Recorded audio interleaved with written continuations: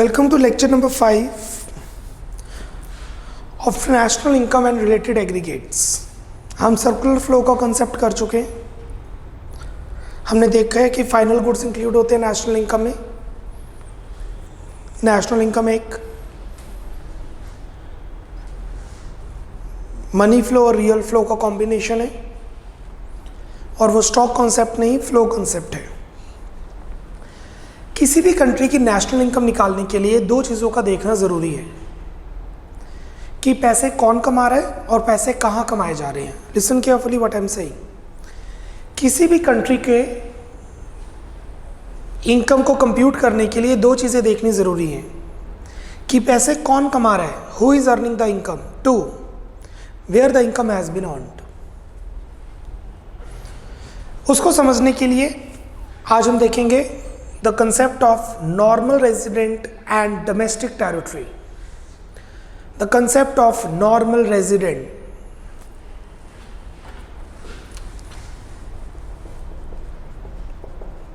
Normal resident वो लोग होते हैं जिनका इकोनॉमिक इंटरेस्ट उस कंट्री में होता है। If mister x has economic interest in country Y, if Mr. X has economic interest in country Y, तो Mr. X Y का नॉर्मल रेजिडेंट है। इकोनॉमिक इंटरेस्ट का मतलब है प्रोडक्शन, कंजम्पशन, इन्वेस्टमेंट। मैं गौरव अरोड़ा इंडिया में कंज्यूम करता हूं, इंडिया में प्रोड्यूस करता हूं और इंडिया में ही इन्वेस्ट करता हूं। I am the normal resident of India। NRI का मतलब होता है non normal resident of India. Normal resident का बर्थ प्लेस से कुछ लेना देना नहीं है कि पर्सन कहां पैदा हुआ है, उससे इसका कोई फर्क नहीं पड़ता। Sonia Gandhi, she has born in Italy, but वो इंडिया की नॉर्मल रेजिडेंट कंसीडर की जाती है। Adnan Sami, now he has applied for Indian residentship. He has the birth place in Pakistan, but he is the normal resident of India क्योंकि उसका economic interest India में है। सानिया मिर्जा, वो इंडिया में बर्थ प्लेस है, इंडिया का पासपोर्ट है, but now she is considered as the normal resident of Pakistan. जो पर्सन कहां पैदा हुआ है, बर्थ डोमिसाइल उस पर्सन की नॉर्मल रेजिडेंटशिप को कंसीडर नहीं करती है। नॉर्मल रेजिडेंटशिप कंसीडर होता है इकोनॉमिक इंटरेस्ट से।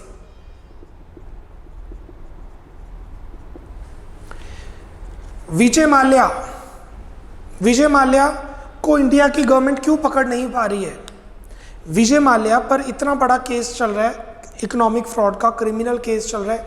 ठीक है, न्यूज़ वाले आपको दिखाते हैं कि वो पॉलिटिकल पार्टीज की वजह से होगा, मुझे उसकी नॉलेज नहीं है।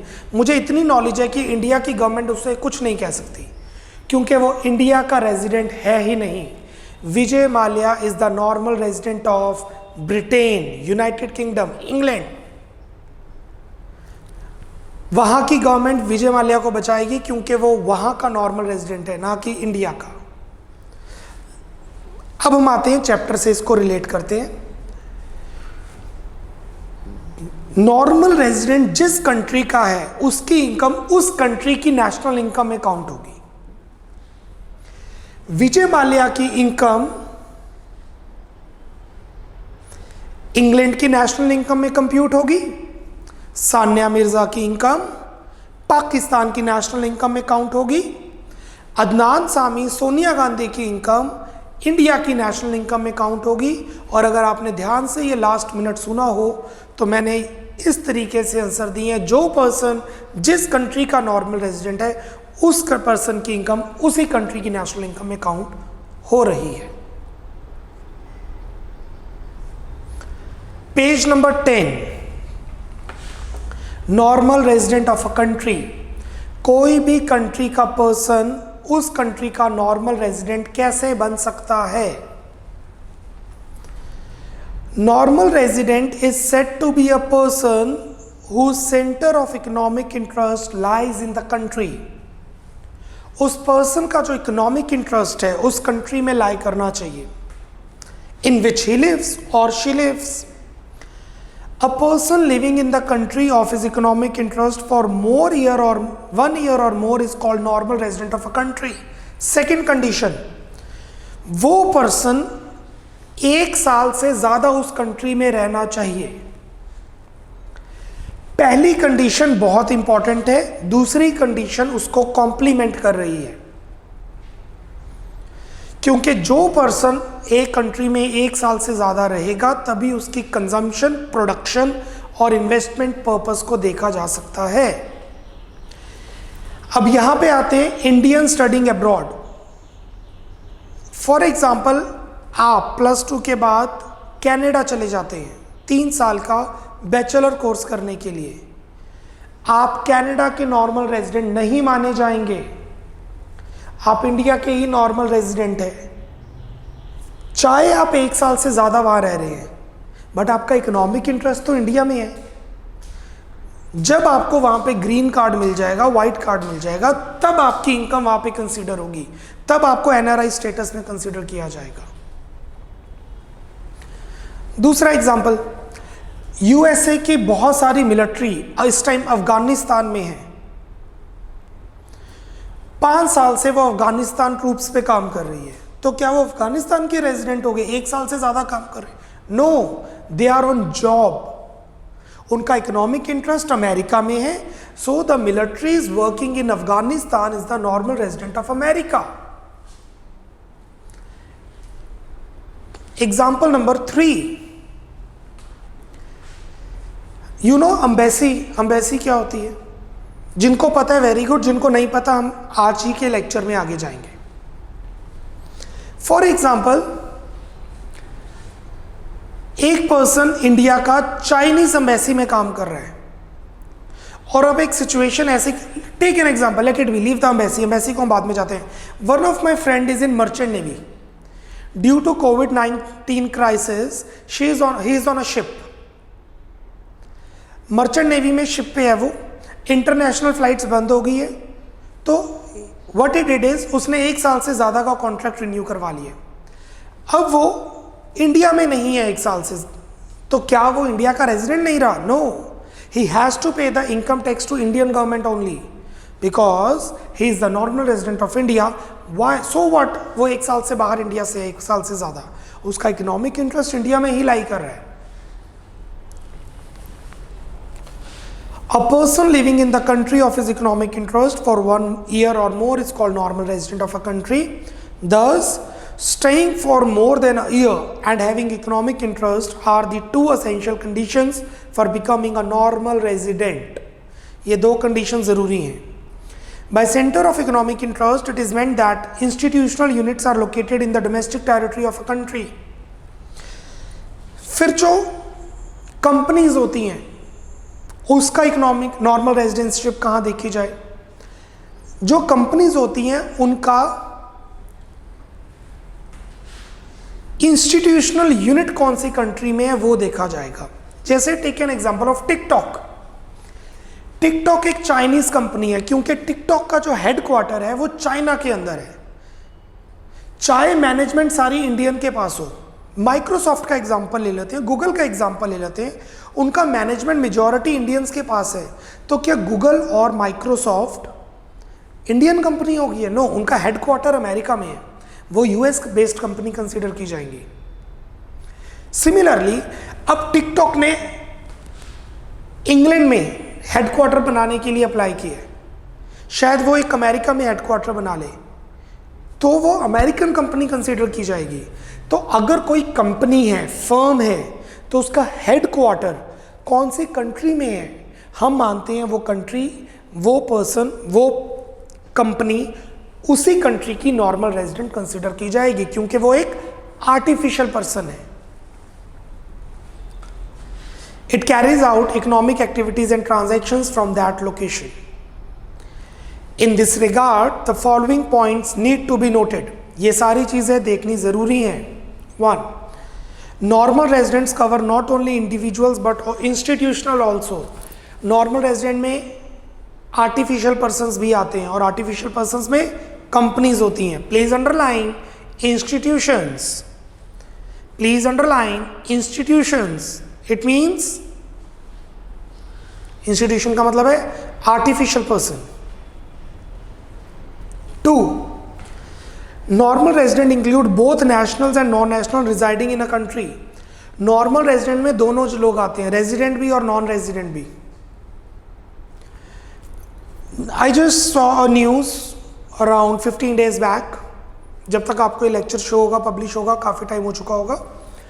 there was an American person जो केरला में घूमने आया हुआ था for about 8 to 9 months। Visa उसके पास अराउंड 1 year का था। Now due to COVID-19 lockdown उसका वीज़ा एक्सटेंड कर दिया गया। Now he does not want to go to America back. He want to be in India. अब 1 साल से ज़्यादा हो गया, उसको टूरिस्ट वीज़ा नहीं दिया जा रहा, तो उसको क्या कहा जा रहा है कि if you really want to stay in India, आपको हम इन्वेस्टर वीज़ा दे देंगे। और इन्वेस्टर वीज़ा मतलब प्रोडक्शन, कंजम्पशन, इन्वेस्टिंग, और वो इंडिया का रेजिडेंट माना जाएगा, उसकी इनकम इंडियन इनकम मानी जाएगी। तो यहाँ पे नेशनल एंड नॉन नेशनल दोनों की बात हो रही है। कहाँ पर पर्सन पैदा हुआ है वो भी इंक्लूड, उसके अलावा इंडियंस जो इंडिया में पैदा हुए हैं और जो इंडिया में नहीं भी पैदा हुए, सोनिया गांधी, अदनान सामी, वो भी कंसीडर किए जाएंगे।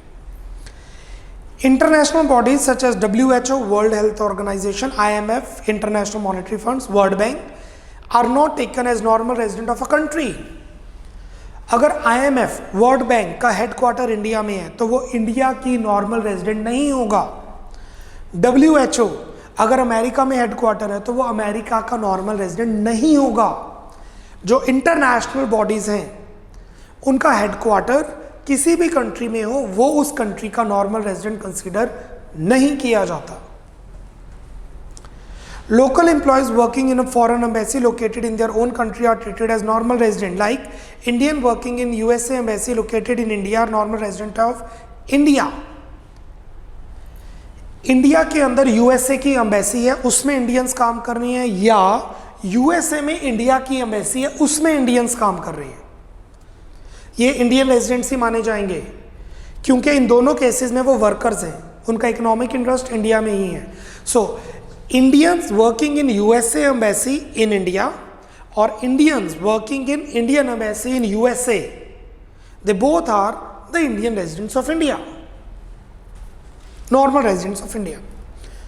Normal resident does not include the following. Normal resident में ये चीजें कंसीडर नहीं की जाती। Foreign visitors, travelers staying in the host country. अगर कोई फॉरेन से घूमने आया 1 साल से ज़्यादा, चलिए हम तो 10, 12, 20 दिन के लिए घूमने जाते हैं फॉरेन टूरिज्म में due to dollar foreign exchange. Americans India में 2-2, 3-3 महीने घूमने आते हैं। कई अमेरिकन्स, यूरोपियंस 1.5 साल इंडिया में घूमने आते हैं, तो they will get the tourist visa only, they are not the resident of India, क्योंकि 1 साल से ज़्यादा रहना is the important, but economic interest condition is the must. 2. Crew members of foreign vessel, seasonal workers and commercial travellers staying for less than a year, जैसे मैंने अभी merchant navy का example दिया, my friend is in a merchant navy. 3. Official diplomats and members of armed forces of a foreign country, the American military in Afghanistan, this is that example, और American military is in Iraq और Iran और Syria, ये उनका example है। I think I'm clear with the normal resident of India or normal resident of a country. अगर पैसे normal resident ने कमाए हैं तो वो उस कंट्री की नेशनल इनकम का पार्ट है। अगर नॉर्मल रेजिडेंट ने नहीं कमाए तो उस कंट्री की नेशनल इनकम का पार्ट नहीं है। यू हैव टू सी वो पर्सन किस कंट्री का नॉर्मल रेजिडेंट है।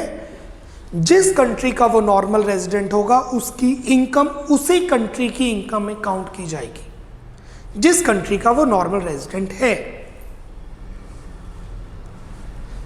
नॉर्मल रेजिडेंट के कुछ क्वेश्चन पे कंटिन्यू करते हैं।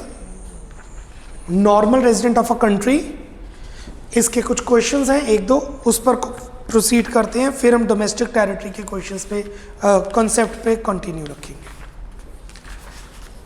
Please open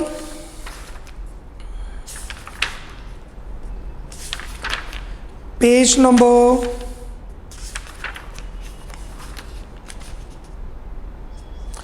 33, page number 33, question number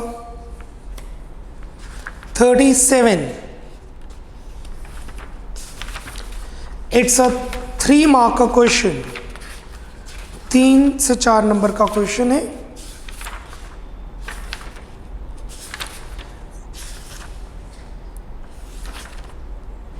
The question is, an ambassador in Japan embassy in India।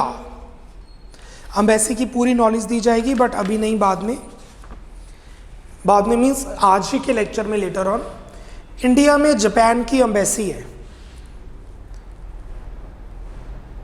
वहां पे उसका एम्बेसडर काम कर रहा है, मतलब जापान का मिनिस्टर जापान की एम्बेसी में इंडिया में न्यू दिल्ली में काम कर रहा है।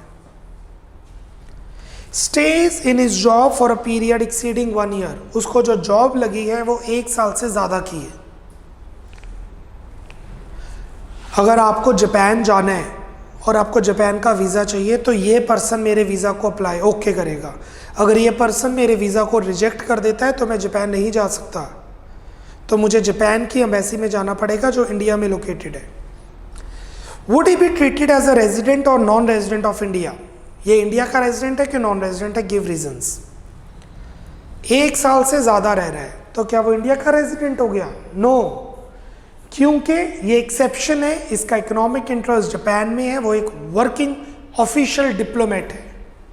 Write down 3 marker answer. An ambassador in Japan embassy in India, an ambassador in Japan embassy in India, an ambassador in Japan embassy in India stays in his job for a period exceeding 1 year. Stays in his job for a period exceeding 1 year will be treated as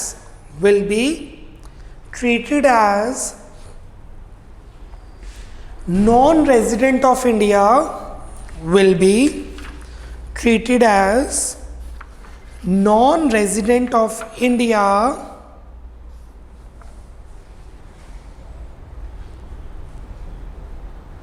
because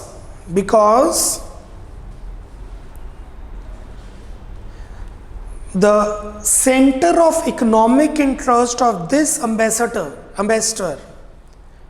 the center of economic interest of this ambassador lies in Japan, full stop. Thus he is the normal resident of Japan. He is the normal resident of Japan.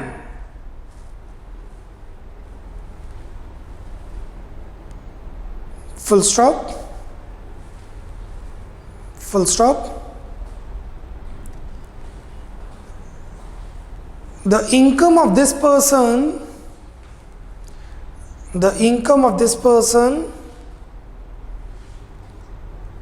will be a part of national income of Japan and not India. The income of this person will be a part of national income of Japan and not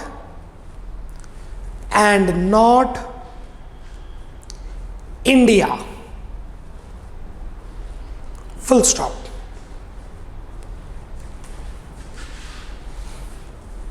Let's continue with that. Question number 42. Question number 42. Page 34. Question number 42. Page number 34. Are the following included in the national income of India? State reason. बताइए कि ये जो चीज़ें हैं ये India की national income है या इंडिया की नेशनल इनकम नहीं है। इंडिया की नेशनल इनकम के लिए हम देखेंगे पैसे किसने कमाए हैं, और वो किसने का आंसर होना चाहिए, normal resident of India. 4 marker question 1. Profits earned by an Indian bank from its branches abroad. Profits earned by an Indian bank from its branches abroad. Profits कमाए हैं इंडियन बैंक ने पर ब्रांच अब्रॉड में है। Take an example Punjab National Bank. Punjab National Bank एक Indian bank है, उन्होंने अपनी एक ब्रांच खोली हुई है यूएई में या पाकिस्तान में या नेपाल में। पंजाब नेशनल बैंक की ब्रांच नेपाल में है, उसने प्रॉफिट कमाए। अब पैसे किसने कमाए, इंडियन बैंक ने। इंडियन बैंक का हेडक्वार्टर कहाँ पे है, इंडिया में, तो वो किसका रेजिडेंट हुआ, इंडिया का। तो उसकी इनकम किस में इंक्लूड होगी, नेपाल की में, नो, इंडिया में। राइट डाउन, पेपर में पूरा लिखना है। Profits earned by an Indian bank from its branches abroad. I repeat, exam में ये पूरी लाइन लिखनी है, इट नहीं लिखना, because it is a pronoun that refers noun. So it can refer to profits, it can refer to Indian bank, it can refer to branch, or it can refer to abroad. So you need to write the whole sentence.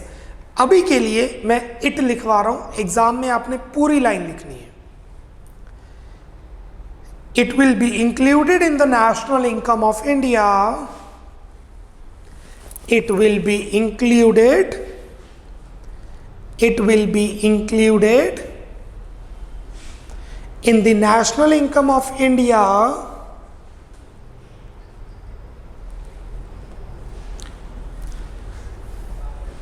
as the factor income. Profit is a factor income, rent, wages, interest, profit. As the factor income is earned by, the factor income is earned by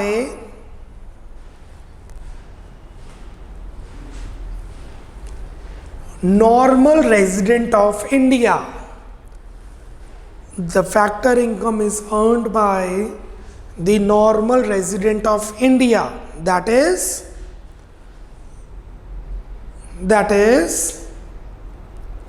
Indian bank. That is Indian bank. Full stop. Number two. Salaries paid to non-resident Indians working in Indian Embassy in America. पहले ध्यान से समझिए, बहुत कुछ है इस line में। America में इंडिया की एम्बेसी है, अमेरिका में इंडिया की एम्बेसी है, वहाँ पे अमेरिकन्स काम कर रहे हैं, उनको सैलरी मिली। सबसे पहले देखेंगे पैसे कमाए हैं, यस, सैलरी पैसे कमाए हैं, यस। फिर देखेंगे पैसे किसने कमाए हैं, पैसे कमाए हैं नॉन रेजिडेंट इंडिया ने, अमेरिकन्स नहीं, कोरियंस नहीं, पैसे अमेरिकन ने कमाए हैं। तो क्या ये इंडिया की नेशनल इनकम का पार्ट है, नो, ये उस कंट्री की नेशनल इनकम का पार्ट है जिस कंट्री के ये रेजिडेंट है। Write down, it will not be included in the national income of India. Paper में इट नहीं लिखना है। It will not be included in the national income of India it will not be included in the national income of India as the factor income, as the factor income is earned by the non-resident Indians, as the factor income is earned by the non-resident Indians.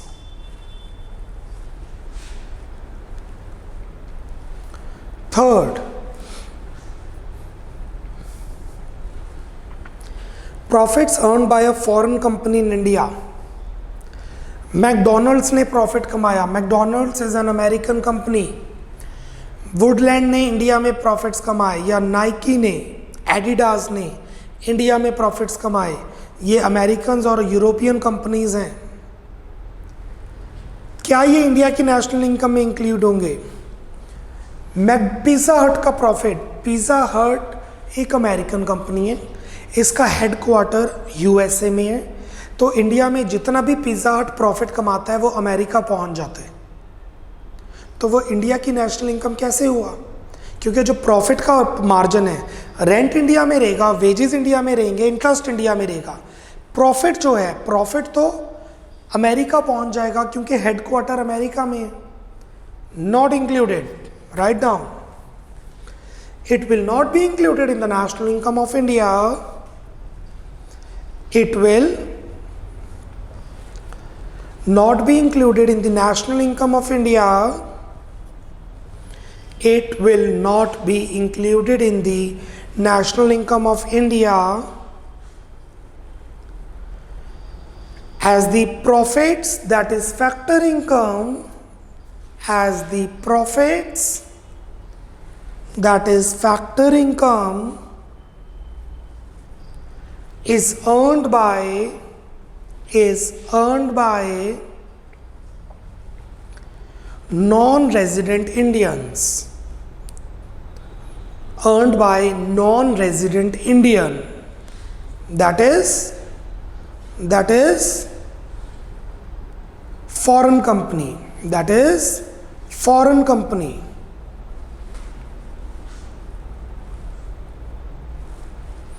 Fourth, rent received by resident paid by non-resident in Gujarat. Gujarat is a state of India. उसके अंदर हम example लेते हैं अहमदाबाद. अहमदाबाद के अंदर एक घर है. उस घर में एक नेपाली रहते हैं. उस नेपाली ने रेंट दिया इंडियन को, गुप्ता साहब. सो गुप्ता साहब ने प्रॉफिट कमाया, रेंट कमाया, क्योंकि उसके घर पर नेपाली फैमिली रहती है और नेपाली फैमिली ने रेंट दे दिया. अब पढ़िए fourth point. Rent received by Gupta ji resident paid by Nepali non resident in Gujarat Ahmedabad. अब सबसे पहले देखेंगे क्या ये फैक्टर इनकम है. फैक्टर इनकम मतलब rent, wages, interest, profit. Yes, rent factor income है. अब देखेंगे पैसे किसने कमाए. पैसे कमाए हैं गुप्ता जी ने. गुप्ता जी किसके रेजिडेंट है? इंडिया के नॉर्मल रेजिडेंट है. तो उसकी इनकम रेंट, रेंटल इनकम कहाँ इंक्लूड की जाएगी? इंडिया की नेशनल इनकम में. Write down. It will be included in the national income of India. It will be included in the national income of India as the factor income, that is rent, as the factor income, that is rent, is earned by normal resident of India, is earned by normal resident of India.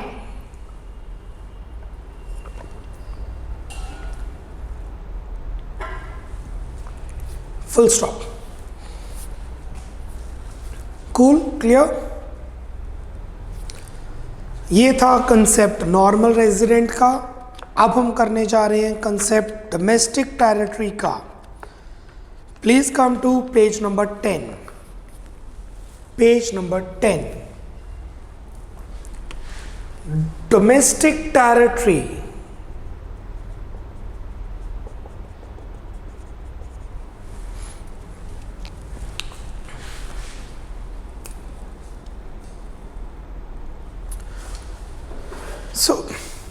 Domestic territory क्या होती है, इसके questions हम next lecture में करेंगे। अभी हम सिर्फ कंसेप्ट समझ लेते हैं। लेट्स सी कितना टाइम बचता है, पहले पूरे कंसेप्ट पे ध्यान देते हैं। सी डोमेस्टिक टेरिटरी का मतलब होता है जिस जगह पर, ज्योग्राफिकल रीजन पर उस कंट्री के रूल्स लगते हैं। किसी भी कंट्री के रूल्स जो बनते हैं पार्लियामेंट में, प्रेसिडेंट में, वो रूल्स उस कंट्री पे लगते हैं। बेसिकली उस कंट्री पे नहीं, उसकी डोमेस्टिक टेरिटरी पे लगते हैं।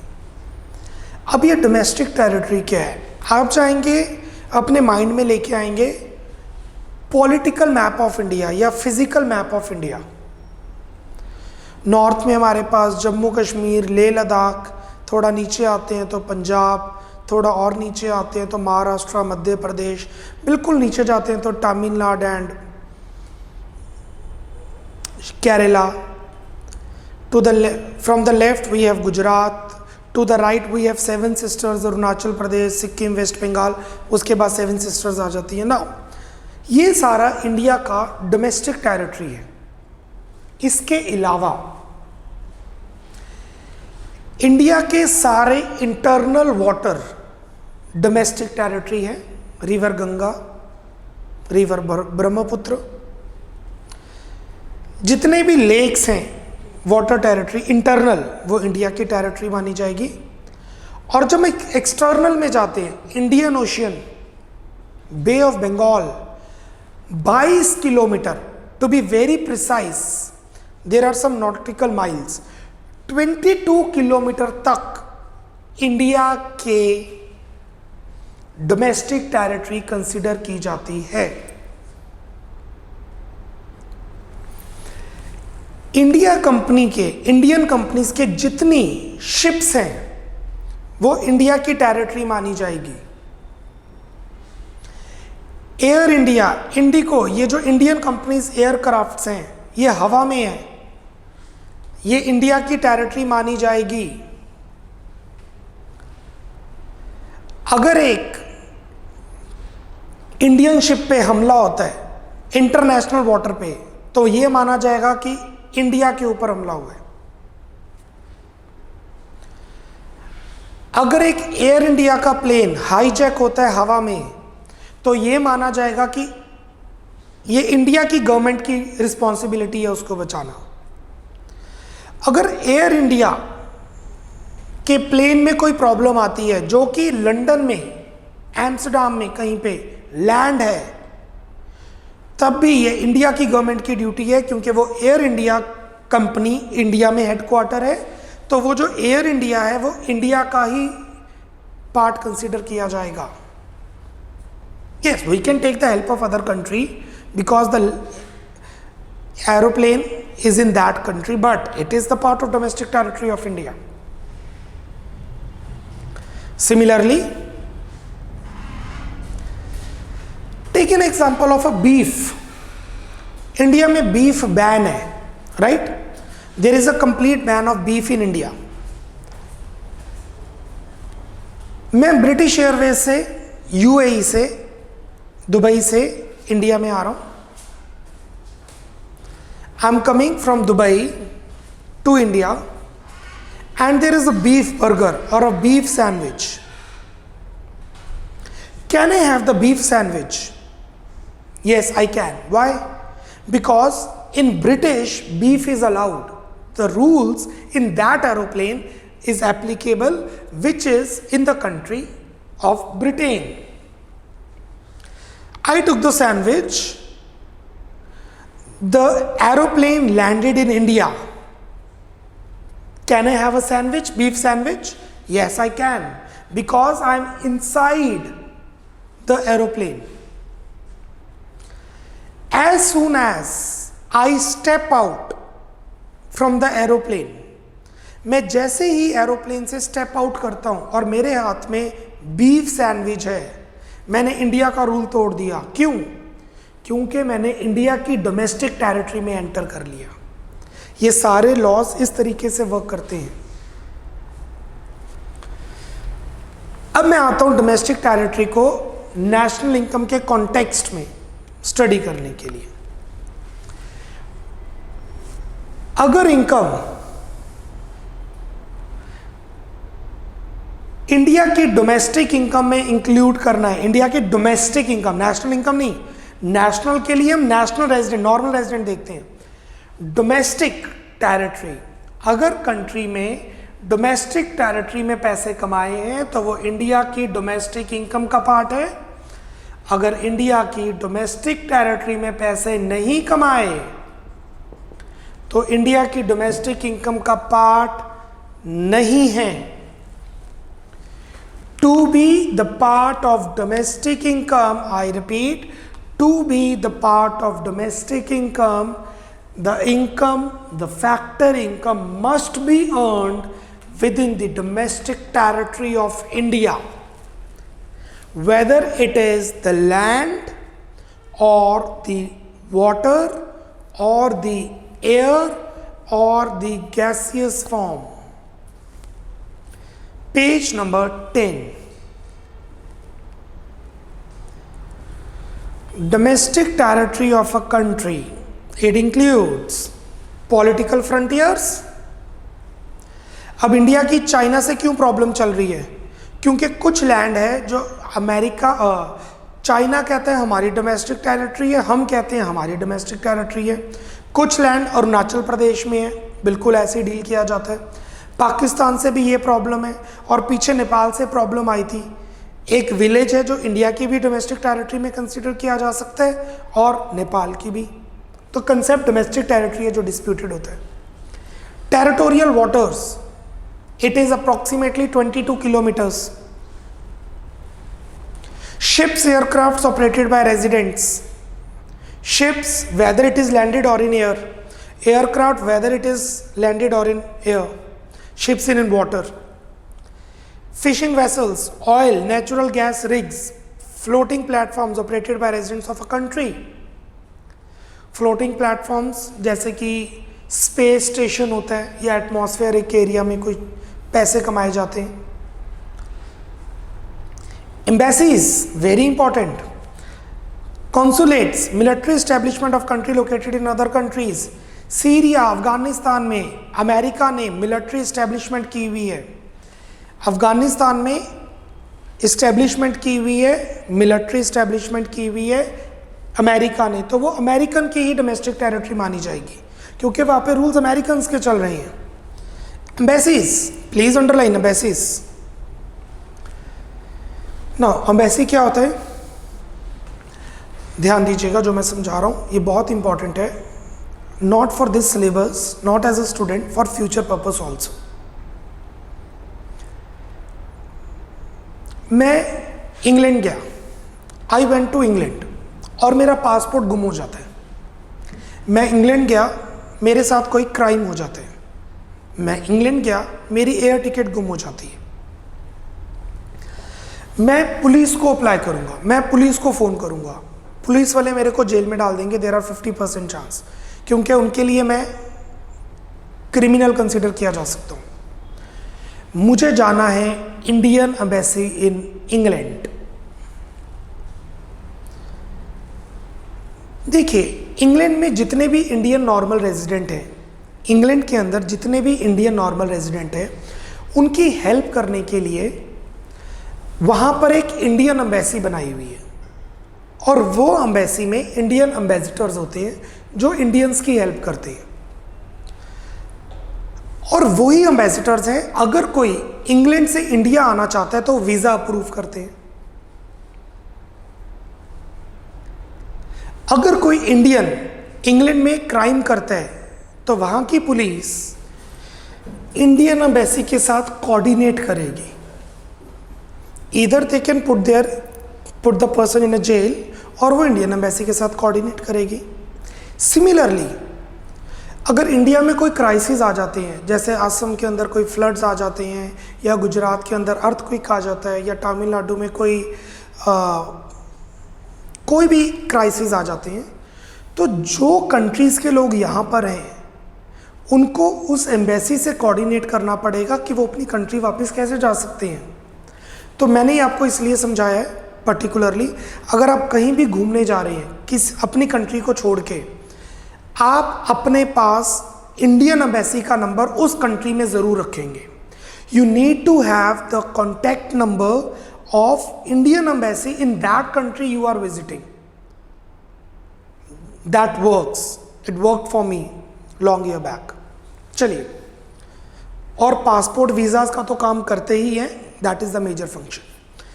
According to United Nations, economic territory और domestic territory is the geographical territory, that is physical or a political location, administered by a government within which persons, goods and capital circulate freely। मैं India में जितने मर्जी पैसे invest कर सकता हूँ, capital, मैं इंडिया में गुड्स इधर उधर सर्कुलेट कर सकता हूँ, ट्रांसपोर्ट, और मैं इंडिया में कहीं भी घूम सकता हूँ। And that means I am the normal resident of India. And जो चीज़ों का मैंने एग्जाम्पल दिया वो है डोमेस्टिक टेरिटरी ऑफ इंडिया। इसके क्वेश्चंस कल आगे कंटिन्यू करेंगे। Normal resident is done, entirely domestic territory we will be concluding in lecture number 6. Bye bye, take care, God bless.